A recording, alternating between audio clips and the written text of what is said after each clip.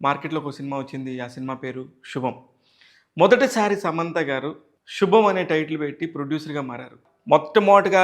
ఒకసారి ఏదన్నా ప్రారంభించినప్పుడు మనం 'శుభం' అనేది ఎప్పుడైనా సరే సినిమా ఎండింగ్‌లో వస్తది. కానీ ఈమె మొదటి సినిమానే 'శుభంతో' స్టార్ట్ చేశారు. ఆ టీమ్ అందరూ కూడా చాలా పని చేశారు కష్టపడి. ఈ సినిమా టీమ్‌కి ఒక క్రేజ్ ఉంది. 'సినిమా బండి' అనే ఒక సినిమా నెట్‌ఫ్లిక్స్‌లో రిలీజ్ అయింది. ఓటీటీలో దాన్ని అందరూ కూడా ఎంజాయ్ చేశారు.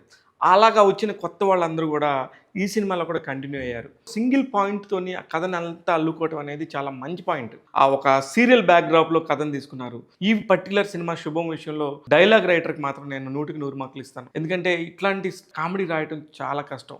ఇకపోతే నటీనటులు. వీళ్ళ ముగ్గురికి ఇంకొక ముగ్గురు వుమెన్ ఆర్టిస్టులు. ప్రతి ఒక్కళ్ళు గూడా స్క్రీన్ మీద అత్యద్భుతంగా నటించారు. ఫస్ట్ హాఫ్ అంతా ఒకలా ఉంటే సెకండ్ హాఫ్ అంతా ఇంకోలా ఉంటుంది. అందుకనే ఈ సినిమాని థియేటర్‌లో ఎంజాయ్ చేయండి. డెఫినెట్‌గా నచ్చుతది. ఒక థ్రిల్లర్ ఎలిమెంట్ కూడా ఉండింది.